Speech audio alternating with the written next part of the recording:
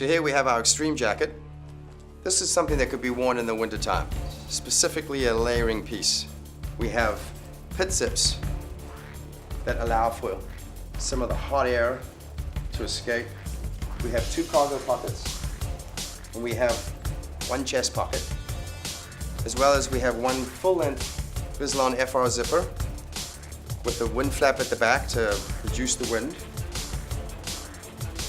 And in areas of where we have a lot of wear and tear, ripstop no mix has been added to the forearms and on the shoulders. So if somebody's wearing a backpack or a harness, we've got some additional wear and tear protection right here.